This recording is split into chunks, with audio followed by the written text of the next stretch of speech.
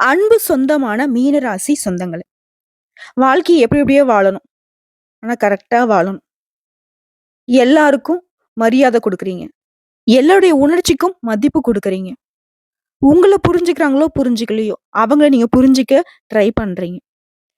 குறிப்பா வாழ்க்கை துணைக்கிட்ட நெறைய இடங்கள்ல தோத்து போயிருக்கீங்க.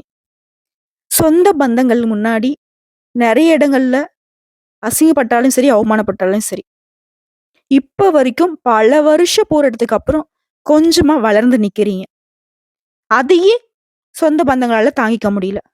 இவன்லாம் இப்படி இருக்கக்கூடாது என்ற அளவுக்கு அவங்களும் பல விதங்கள்ல உங்களுக்கு தொல்லைகள் குடுத்துட்டு தான் இருக்காங்க. உண்மதானே? ஒரு வீடோ, வாசலோ வாங்கி கொஞ்சம் நிம்மதியா வாழணும்னு யோசிச்சுட்டே இருக்கீங்க. ஆனா அதற்கு யாருமே உங்களுக்கு உறுதுணையா இல்ல. இருந்தாலும் பரவால்ல. மீன ராசிய பொறுத்தவரைக்கும் புரிஞ்சுக்க யாருமே இல்லனாலும் பரவால்ல. நான் என்னுடைய வழியில போய்க்கிட்டே இருக்கேன். நான் நல்லவன் நெனச்சா உங்களுக்கு நல்லவன். நான் கெட்டவன் நெனச்சா நீங்க நெனச்சுட்டு போங்க. இதுதான் மீனராசியுடைய குணநலம். இப்படிப்பட்ட யாருக்குமே தொல்லைகள் தராம, தொல்லைகளை தாங்கி வாழக்கூடிய மீன ராசிக்கு நவம்பர் மாதத்துடைய பாதி நாட்கள் இல்ல. மோசமான நாட்களா தான் இருந்துச்சு. ஆனா இப்போ இந்த நிமிஷத்துல இருந்து ஒரு விஷயத்த நீங்க தெரிஞ்சுக்கோங்க. நல்ல காலம் தொடங்கிருச்சு.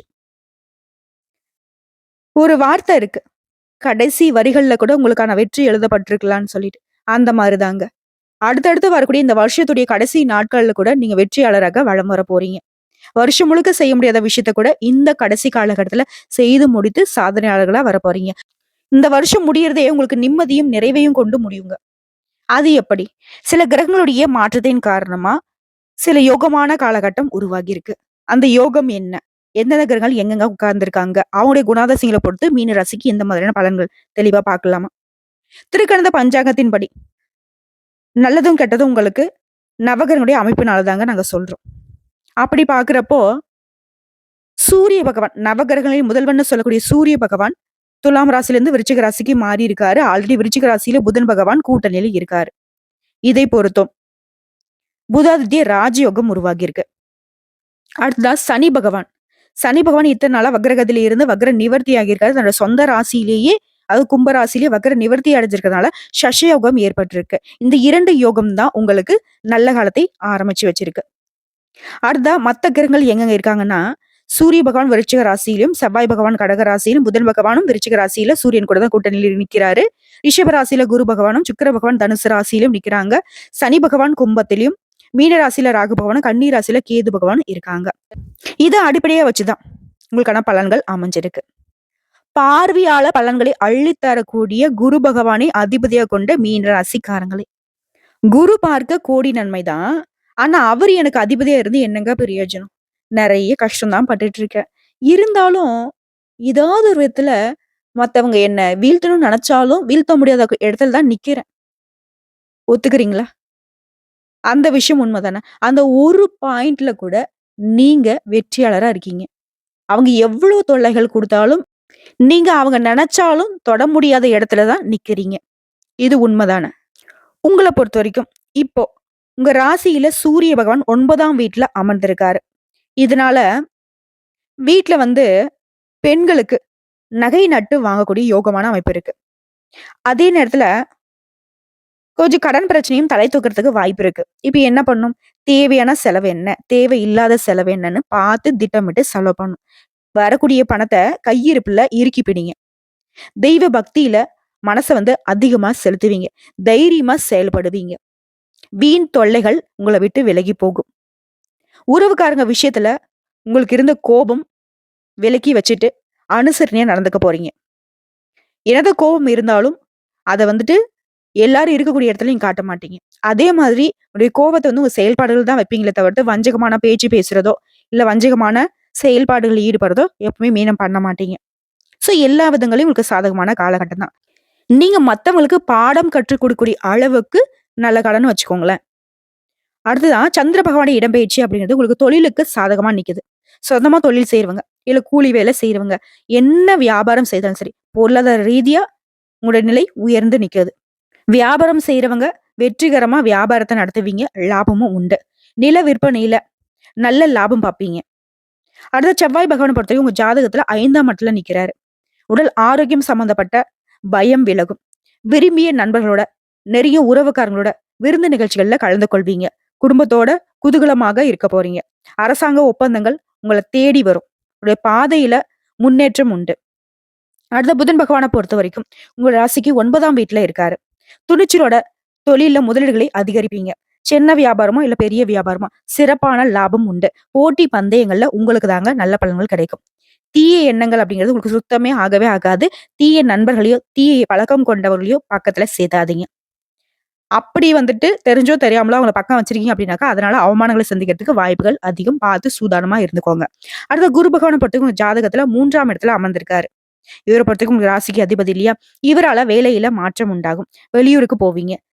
வெளியூர் பயணங்களின் மூலம் அனுகூலமான பலன் உண்டு. அடுத்த சுக்கிர பகவான பொறுத்தவரைக்கும் 10ஆம் வீட்ல இருக்காரு. கூட்டு தொழில்ல அதிக நன்மைகள் பெறுவீங்க. அதற்கான வாய்ப்புகள் வீடு தேடி வரும். ஃப்ரெண்ட்ஸ் கூட சேர்ந்து ஏதோ பிசினஸ் பண்ணலாம்னு இருக்குங்க. இல்ல குடும்பத்துல நாங்க எல்லாருமே சேர்ந்து ஒரு தொழில் பண்ணலாம்னு இருக்குங்க. என்ன வேணா பண்ணுங்க. கூட்டு தொழில் அப்படிங்கிறது இந்த காலகட்டத்துல லாபத்த கொடுக்கும். வியாபாரம், சொந்த தொழில் அப்படிங்கிறதே உங்களுக்கு வந்து லாபத்த தான் கொடுக்கும். இதுல கூட்டு தொழில் அப்படின்னாக்க இன்னும் அதிக லாபத்தை எதிர்பார்க்கலாம். அதற்கான வாய்ப்பு அப்படிங்கிறது வீடு தேடி வரும்னே சொல்லிட்டேன். வரக்கூடிய வாய்ப்பு மட்டும் கரெக்ட்டா பயன்படுத்தினா போதும். மீன ராசி அப்படிங்கிறது மீண்டு வரக்கூடிய ராசியா மாறிடுவீங்க. அதாவது சனி பகவான பொறுத்தவரைக்கும் ராசிக்கு 12ஆம் இடத்துல இருக்காரு. இவரால ஏதாவது சிக்கல் வருமோ அப்படின்னு நீங்க நினைச்சீங்கன்னாக்கா அது கிடையாது. இவரால உங்களுக்கு நல்லதே நடக்க போகுது. நீங்க எத நினைச்சு பயந்தீங்களோ, அது உங்களுக்கு சாதகமா நடக்கும். எத நினைச்சு கவலைப்பட்டீங்களோ, அது வந்துட்டு சந்தோஷத்த குடுத்துட்டு போகும். ஆக மொத்தத்துல சனி பகவானுடைய அமைப்புங்கிறது உங்களுக்கு சாதகமா இருக்கு. அடுத்து ராகு பகவான் உங்க ராசிக்கு 1ஆம் இடத்துல இருக்காரு. பாம்பு கர்கன்னு பயப்படாதீங்க. திருமண தடையே கூட நீக்குறாரு. இந்த கல்யாணத்த நடத்த படாத பாடு பட்டேன்பா. இனி பாடே பட வேணாம்ப்பா. சாதாரணமா முடிச்சு குடுக்குறாரு. யாரு? நம்மளுடைய ராகு பகவான். அடுத்ததா கேது பகவான பொறுத்தவரைக்கும் 7ஆம் இடத்துல இருக்காரு. மனக்கசப்பால பிரிஞ்சு போன காதலன் காதலியிடையே பிரிவு இருந்தாலும் அதை சரி செஞ்சு கொடுக்குறாரு. ஆனா ஒரு விஷயத்த மட்டும் மீன வந்துட்டு மனசுல வச்சுக்கணும். எல்லா விஷயத்திலயும் கவனமா இருக்கணும். புரியுதுங்களா? என்னதான் அந்த கிரகங்களுடைய அமைப்பு உங்களுக்கு சாதகமாவும் ஒரு சில கிரகங்கள் வந்துட்டு எச்சரிக்கை உணர்வு கொடுத்தாலும் இதையும் சரி செய்யணும்னு நினைச்சீங்கன்னா ராகு கால வேலையில, அதாவது வெள்ளிக்கிழமை செவ்வாய்க்கிழமையில ராகு கால வேலையில துர்க்கை அம்மனுக்கு நல்லெண்ணெய் தீபம் ஏற்றி அவங்க முன்னாடி மண்டியிட்டு கை நீட்டி வேண்டுவதன் காரணமா இந்த கிரகங்களுடைய பாதிப்பு அப்படிங்கிறது உங்களை ஒண்ணும் பண்ணாது. எப்பேற்பட்ட கஷ்ட காலமாக இருந்தாலும் அதுல இருந்தும் சாதாரணமா நீங்க வெளிவருவதற்கான வாய்ப்புகளை துர்க்கை அம்மன் ஏற்படுத்தி கொடுப்பாங்க. துன்பங்களை தூர தூக்கி எறிபவள் தாங்க துர்க்கை அம்மன். அதை ஃபர்ஸ்ட் புரிஞ்சுக்கோங்க. நம்பிக்கையோட வழிபாடு செய்யுங்க. நல்லதே நடக்கும். புரியுதுங்களா? இப்போ கடகடன்னு லிஸ்ட் போட்ட மாதிரி உங்களுக்கான பலன்களை பார்க்கலாமா? பணவரவு திருப்திகரமா இருக்கு. பிள்ளைகள் மற்றும் பெண்களுடைய திருமணம் விஷயமா வெளியூர் பயணம் மேற்கொள்வீங்க. அந்த பயணங்கள் அனுகூலமான பலனை கொண்டு முடியும். கணவன் மனைவியிடையே அந்யோன்யம் அதிகரிக்கும். வழக்குகள் உங்களுக்கு சாதகமான சூழ்நிலை கொண்டு முடியும். மத்தவங்க கிட்ட கடன் வாங்குறதோ கொடுக்கறதோ இப்ப வந்து வேணாம். பண பரிவர்த்தனையா இருக்கட்டும், பண விஷயத்துல இருக்கட்டும் கவனமா இருங்க. அடுத்த அலுவலக பணிகளே இருக்கிறவங்க மீன ராசியை பொறுத்த வரைக்கும் செல்வாக்கு அதிகரிக்கும். பதவி உயர்வு கிடைக்கும். ஊதிய உயர்வு கிடைக்கும். ஆணா இருக்கட்டும், பெண்ணா இருக்கட்டும். இப்போ வந்து கிரகங்கள் எல்லாமே உங்களுக்கு சாதகமா இருக்கிறதுனால நடக்கிறது எல்லாமே உங்களுக்கு அனுகூலமாவே நடக்குங்க. சிலருக்கு இடமாறுதல் கிடைக்கும். அதுவும் இங்க விரும்பிய இடத்திற்கான வாய்ப்பா தான் இருக்கும். அடுத்த வியாபாரம் அப்படிங்கிறது விறுவிறுப்பா நடக்கும். லாபம் நீங்க எதிர்பார்த்த விட பல மடங்கு அதிகமா கிடைக்கும். கடையை விரிவுபடுத்துவீங்க. அந்த எண்ணங்கள் இருந்தா இப்போ வந்துட்டு முயற்சி செய்தீங்க அப்படின்னாக்கா வெற்றி உண்டு. குடும்பத்தை ஆளும் பெண்மணிகளுக்கு மகிழ்ச்சியான காலகட்டம். வேலைக்கு செல்லக்கூடிய பெண்களுக்கு அலுவலகத்துல நீங்க எதிர்பார்த்த சலுகைகள் கிடைக்கும். சந்தோஷம் உண்டாகும். குறிப்பா கூலி வேலை செய்யறேன், இல்ல வந்து பெட்டி கடை வச்சு நடத்திட்டு இருக்கேன், இல்ல இப்படி இந்த காய்கறி வியாபாரம் பண்றேன், எந்த தொழில் செய்தாலும் சரிங்க. அது அரசாங்க உத்தியோகம், அதிகாரமிக்க உத்தியோகம், இல்ல சாதாரண ரூ. 1 ரூ. 2 வியாபாரத்துல இருந்து கோடி கோடியா லட்சங்கள் சம்பாதிக்கக்கூடிய வியாபாரம் வரைக்கும் எந்த தொழில் இருந்தாலும் மீன ராசிக்கு நிதிநிலை அப்படிங்கிறது ரொம்ப சீரா இருக்கு, சிறப்பா இருக்கு. பண விஷயத்துல நீங்க பயப்படவே வேண்டாம். ஆனா கொடுக்கல் வாங்கலையும் சரி, ஏதாவது முதலீடு பண்றதாலும் சரி, இதுல மட்டும் கொஞ்சம் பலகட்ட யோசனை வேணும். முடிஞ்ச அளவுக்கு தவிர்க்கிறது சிறப்பு.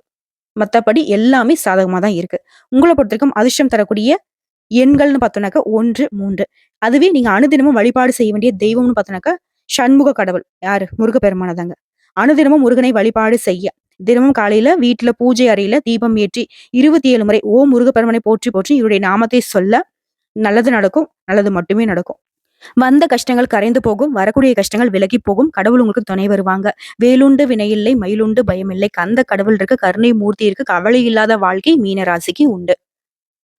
உங்கள பொறுத்தவரைக்கும் இந்த காலகட்டத்துல அதிகமா நீங்க பயன்படுத்த வேண்டிய நிறம், அதிர்ஷ்டத்தை தரக்கூடிய நிறம்னு பார்த்தோம்னாக்கா வெள்ளை நிறங்க. அதிகமா வெள்ளை நிறத்தை பயன்படுத்துங்க. வெள்ளை நிறத்துல பொருட்களை அதிகமா பயன்படுத்துங்க. அது உங்களுக்கு ரொம்ப நல்லது. மத்தபடி எல்லாமே நல்லதா இருக்கிறதுனால, நீங்களும் ரொம்ப நல்லா இருக்க போறீங்க. வெற்றிவேல் முருகனுக்கு அரோகரா! இந்த வீடியோ பதிவு உங்களுக்கு பிடிச்சதுனாக்க, நம்ம வீடியோக்கு ஒரு லைக் பண்ணுங்க. மறக்காம நம்மளுடைய வாராகி அம்மன் ராசி பலன் சேனல சப்ஸ்கிரைப் பண்ணி, பக்கத்துல இருக்க பெல் ஐகான கிளிக் பண்ணி வச்சுக்கோங்க. மேலும் பிடிச்சது அப்படின்னாக்கா, உங்க ஃப்ரெண்ட்ஸ் அண்ட் ஃபேமிலிக்கு ஷேர் பண்ணுங்க. இதை தாண்டி ஏதாவது தகவல்கள் தேவைப்பட்டுச்சுன்னா கமெண்ட் பாக்ஸ்ல பதிவிடுங்க. உடனடியாக பதில் தெரிவிக்கப்படும். நல்லதே நடக்கும்.